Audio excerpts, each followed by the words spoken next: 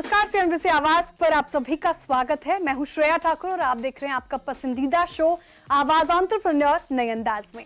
यहां हम बात करेंगे स्टार्टअप इकोसिस्टम के ट्रेंड्स की, बताएंगे इंस्पायरिंग स्टार्टअप स्टोरीज, उठाएंगे स्टार्टअप वर्ल्ड के बड़े मुद्दे और बात करेंगे नए आइडियाज और लेटेस्ट हलचल के बारे में। देखिए, भारत में इलेक्ट्रिक व्हीकल के लिए आसान, सस्ता और स्मार्ट चार्जिंग इंफ्रास्ट्रक्चर बनाने के उद्देश्य से शुरू हुआ स्टार्टअप काजम ने $6.2 मिलियन की series B funding International Finance Corporation से जुटाई है। इस राउंड में कंपनी के एग्जिस्टिंग इन्वेस्टर्स वर्टेक्स वेंचर्स और अवाना कैपिटल एडवाइजर्स ने भी हिस्सा लिया।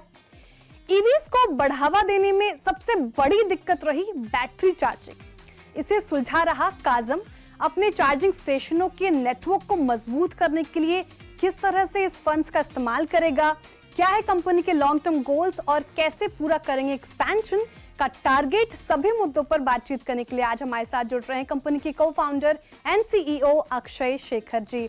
Akshay, hi, welcome to the show. Hi Shreya, good to be here.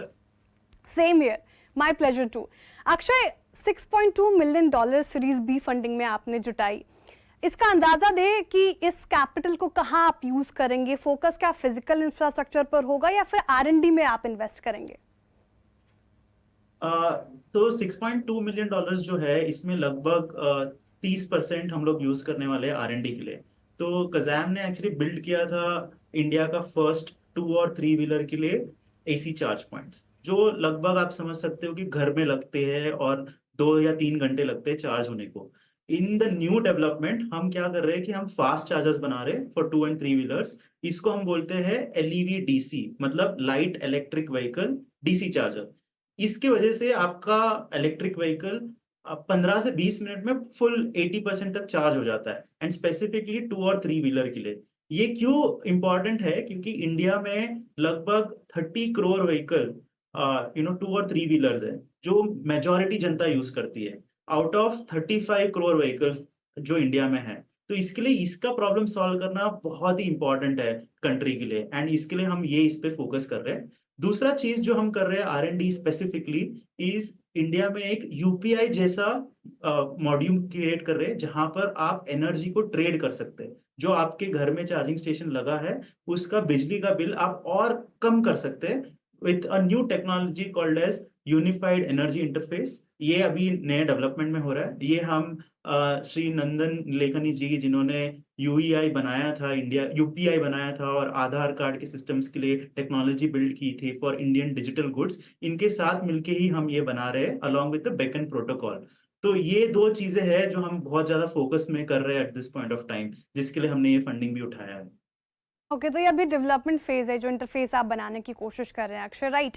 लेकिन अब सवाल ये कि ये सीरीज बी फंडिंग कितना इंपॉर्टेंट है आपके लिए? हालांकि आपने इसका जिक्र किया, थोड़ा और डिटेल में जानना चाहूंगी, क्योंकि गिवन दैट कंपटीशन ज्यादा है, अभी आपने मेंशन आंकड़े भी पेश किए, कैसे आपकी पोजीशन को ये और स्ट्रेंथन करेगा ईवी इकोसिस्टम में? हाँ, तो एक्चुअली तो दो हिस्सों में मैं बांटूंगा पूरे इंडस्ट्री को। एक है आपका 2 और 3 व्हीलर का चार्जिंग, दूसरा है 4 व्हीलर का चार्जिंग, और चौथा है आपके हेवी व्हीकल्स, मतलब आपके बस और ट्रक्स वाले चार्जिंग। तो कज़ाम जो फोकस करता है वो 2 और 3 व्हीलर और बस और ट्रक हेवी व्हीकल्स के लिए फोकस करता है। इसके लिए हम लोग हार्डवेयर भी बनाते हैं और सॉफ्टवेयर भी बनाते हैं। तो जो सॉफ्टवेयर वाला चीज है, उसमें लगभग आप समझ लो इंडिया में 3 से 4 कंपनियां हैं जो बनाती है, और ये ऐसा प्रोडक्ट है जो सिर्फ इंडिया में नहीं बिक सकता है बट बाहर भी बिक सकता है। जो हार्डवेयर की मैं बात करूं, हमारे पास बहुत सारे पेटेंट्स है स्पेशली और 2 और 3 व्हीलर कैटेगरी में, और यहाँ पर हम लोग ऑलरेडी मार्केट लीडर पोजीशन में हैं, जिसमें लगभग आप सारे बड़े कंपनीज जो आप बोल सकते हो जो व्हीकल मैन्युफैक्चरर्स है, वो हमारे साथ आज के दिन में जुड़े हुए हैं, और वो हमारे प्रोडक्ट्स बंडल करके देते हैं हर एक ईवी ड्राइवर को जो खरीदता है नया 3 व्हीलर या 2 व्हीलर को। तो हमारे लिए जो सबसे इम्पोर्टेंट और महत्वपूर्ण चीज जो है कि हम इनके साथ जुड़े रहे, और इन ये जहां पर भी जा रहे हैं और एक्सपेंशन कर रहे हैं in terms of cities and pin codes, वहां पर हम भी एक्सपैंड कर पाए और सपोर्ट कर पाए, ताकि व्हीकल्स, इलेक्ट्रिक व्हीकल्स और ज्यादा बिके यहाँ ये शहरों में और सिटीज और टाउन में। ओके। अक्षय, थोड़ा प्रोडक्ट पे और डिटेल दें आप मुझे। एक आप, हालांकि मैं आपके बारे में पढ़ भी रही थी, चार्ज इन अ बॉक्स करके भी एक प्रोडक्ट है आपका। अभी आपने जो मेंशन किया वो कैसे हेल्पफुल होगा सारे ड्राइवर्स को, इलेक्ट्रिक व्हीकल्स के ओनर को? और चार्ज इन बॉक्स क्या है, ये कोई डिफरेंट प्रोडक्ट है? तो चार्ज इन अ बॉक्स मतलब इट उसका एक्चुअली मतलब ये है कि उसमें हार्डवेयर भी आ जाता है और सॉफ्टवेयर एक साथ जुड़ा हुआ आता है। इसकी वजह से क्या होता है, जो ईवी कंज्यूमर है उनके लिए कन्वीनियंस बहुत ही इजी हो जाता है। And it takes care of everything, right from safety of the vehicle, safety of the human being. जो इंफ्रास्ट्रक्चर रिलेटेड इश्यूज होते हैं, क्योंकि बहुत इंडिया में सर्जेस बहुत होते हैं इलेक्ट्रिसिटी के, वोल्टेजेस के, करंट के, वो सब वो टेक केयर करता है। एंड फाइनली आपको एक कनेक्टिविटी देता है ताकि आप आपके रूम में बैठ के भी देख सकते हो कितना चार्जिंग हो रहा है, from your for your vehicle. Okay. Akshay, अच्छा ये बताएं मुझे कि पोस्ट फंड रेज आपका मेन टारगेट माइलस्टोन क्या सेट किया है आपने? देखो, हमने हर हर एक साल में literally 3x to 4x grow किया है। लास्ट ईयर हम लगभग 10 करोड़ के आसपास रेवेन्यू में थे। वहां से हमने almost 45 crore of recognised revenue किया था फॉर FY 25 में। एंड इस बार भी हम उसको ऑलमोस्ट 3x करने वाले हैं, क्लोज टू 120 करोड़ करने वाले हैं ये साल में। ये हमारा टारगेट है। And at the same time we are also in a state की जब हम प्रॉफिटेबल बनने की कोशिश कर रहे हैं, तो I think in the next 12 से 14 महीने में कंपनी प्रॉफिटेबिलिटी की तरफ भी हो जाएगी। ये एक रेवेन्यू रिलेटेड माइलस्टोन्स है जो हम मतलब ऑल एम्प्लॉयज फॉलो कर रहे हैं। दूसरा है इन टर्म्स ऑफ रीच, क्योंकि इंफ्रास्ट्रक्चर गेम ऑल्सो रीच के लिए बहुत इंपॉर्टेंट है। आज के दिन में हम लगभग अराउंड 80 सिटीज के आसपास है इन द कंट्री, और सबसे ज्यादा जो सिटीज ऐड किया है वो लास्ट 12 मंथ्स में ही किया था, where we move from almost 20 cities to 80 cities. तो अभी ऐसा मॉडल है कि we want to go deeper into tier 3 markets. तो इसको कैसे हम अराउंड 120 130 सिटीज को केटर कर पाए and get close to around 7,000 pin codes. Okay, तो पैन इंडिया आप और बढ़ाने की कोशिश कर रहे हैं। ग्लोबल मार्केट में सोच रहे हैं अक्षय, क्योंकि इंडिया में पकड़ तो मजबूत हो रही है आपकी, ग्लोबली कैसे एक्सपैंड कर रहे हैं? पढ़ रही थी मैं आपके बारे में, तो 10 कंट्रीज अभी फिलहाल आप हैं वहाँ पे मौजूद। If I am not wrong, you can correct मी। इसके अलावा भी क्या आप सोच रहे हैं, अगर जिस जिस कंट्रीज में है वहाँ पे भी पेनिट्रेशन करने का सोच रहे हैं आप? तो ये जर्नी जो इंटरनेशनल में बेचने का था वो हमने 7-8 महीने पहले शुरू किया था। इसमें दो मेजर सेगमेंट्स जो हम फोकस कर रहे हैं, एक है मिडल ईस्ट मार्केट्स और दूसरा है साउथ ईस्ट एशिया मार्केट। तो ये दोनों मार्केट ऐसे हैं जो ईवीज अभी अभी अडॉप्ट कर रहे हैं। इंडिया लगभग 2 या 3 साल आगे है इन टर्म्स ऑफ अडॉप्शन या नंबर ऑफ व्हीकल्स जो बिक रहे हैं इंडिया के मार्केट में। तो हम first mover kind of play कर रहे हैं इन दीज मार्केट्स, और यहाँ पर हम आज के दिन में सॉफ्टवेयर ही बेच रहे हैं।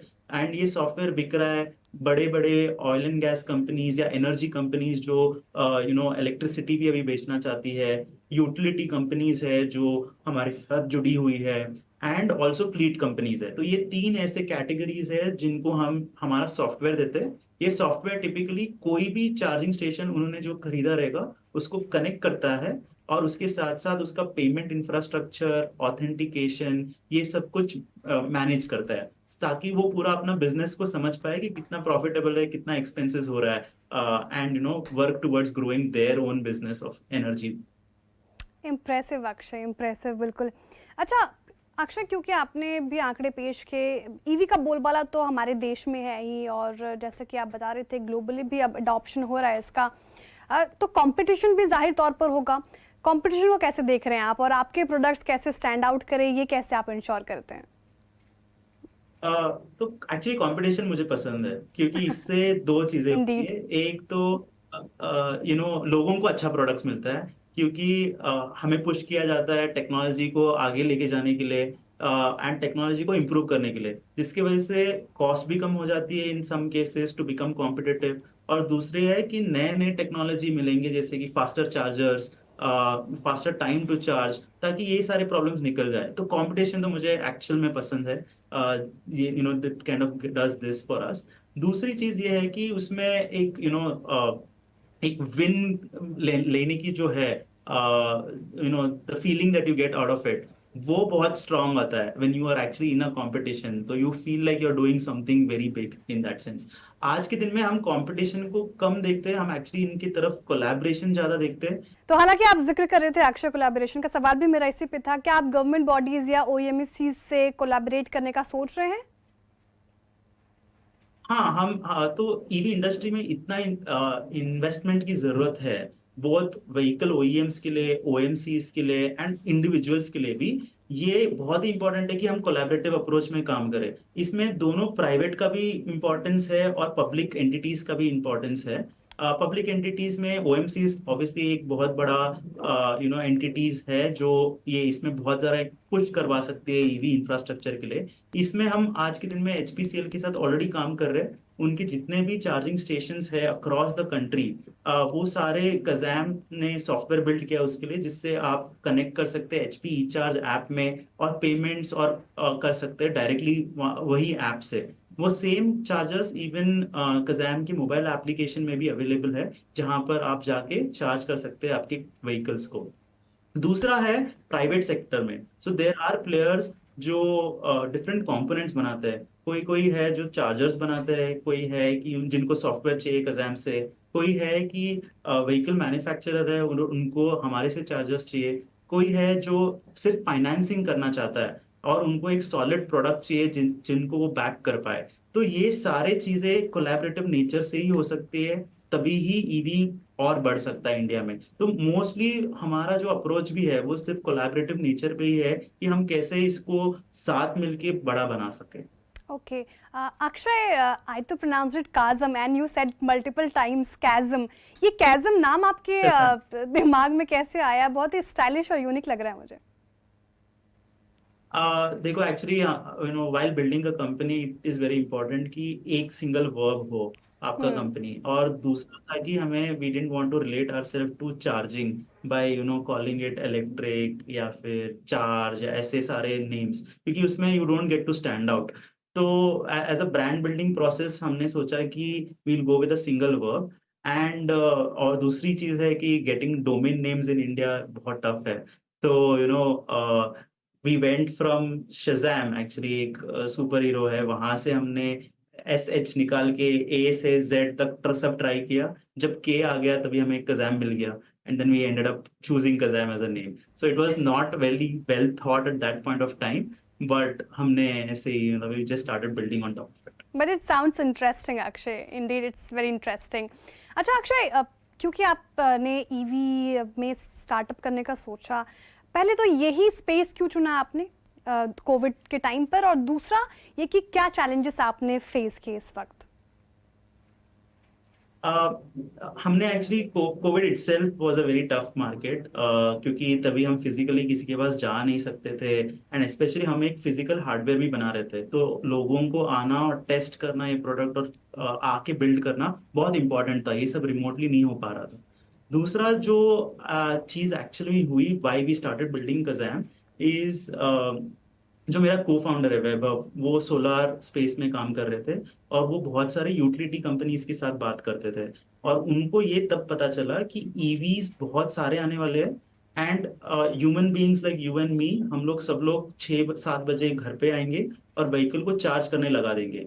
एक व्हीकल 2 से 3 घरों के जितना पावर एक साथ लेती है, और समझ लो कि सब लोगों ने 7 बजे को ईवी चार्जिंग पे लगा दिया, तो नए नए पावर प्लांट्स की जरूरत हो जाएगी ऑटोमेटिकली। हम्म। अभी आप नए पावर प्लांट तो नहीं लगा सकते, बट आप समझ लो कि 2 बजे रात को या 3 बजे रात को सबसे कम एनर्जी कंज्यूम होती है।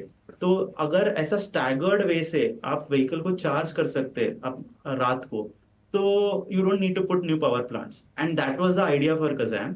So we wanted to build a software that could connect all the charging station and ensure that no new power plants have to be put. This will also ensure कि जो carbon emission है by somebody adopting to EV also reduces significantly, because there is no construction, there is new burning of coal, etc. So that was the entire idea why Kazam started, and I think COVID was actually a right time because बहुत सारे जन नहीं सोच रहे थे ये build करने के लिए, and it was also the right time to become the get the first mover advantage, I would say. या अक्षय, चैलेंजेस तो आपने बताए इंडिया में, लेकिन ग्लोबली जब आपने एक्सपेंशन करने का सोचा, ग्लोबली कौन से चुनौतियों का सामना आपको करना पड़ा उस वक्त? ग्लोबली तो सबसे, जब हमने शुरू किया था तभी there was an acute auto chips का शॉर्टेज। तो हमने प्रोडक्ट तो बना लिया था बट हमारे पास चिप्स ही नहीं थे सर्विस करने के लिए और डिलीवरी करने के लिए। तो that was one of the first big global challenge that we got during Covid. दूसरा चैलेंज जो हमने फेस किया था कि हाँ, जो स्टैंडर्ड्स है अराउंड ईवी चार्जिंग वो नहीं थे अक्रॉस द वर्ल्ड, तभी तभी डेवलप हो रहे थे। एंड इसके लिए हमें बहुत सारे चेंजेस करने पड़े इंटरनली और पेटेंट्स भी क्रिएट करने पड़े और ओपन सोर्स करना पड़ा ताकि ये स्टैंडर्ड्स सब लोग इम्प्लीमेंट भी कर पाए। और ये जो चेंज बिहेवियर चाहिए, ह्यूमन चेंज बिहेवियर, ये बहुत मुश्किल होता है इम्प्लीमेंट करवाना। So these were like the two major challenges that we faced जब हमने कंपनी शुरू की थी। और अभी जो प्रॉब्लम स्टेटमेंट्स है, I think it's more around metals, rare earth metals कहाँ पर मिलेंगे, जो हमें कंपोनेंट्स चाहिए within building this hardware that we have. तो ये सारे चैलेंजेस है, टैरिफ रिलेटेड चार्जेस, चैलेंजेस है at this point of time. Okay, Akshay, जो इन्वेस्टर्स या स्टेक होल्डर्स जो अभी भी डाउटफुल हैं ईवी इंफ्रा को लेकर, उनके लिए क्या मैसेज होगा आपका?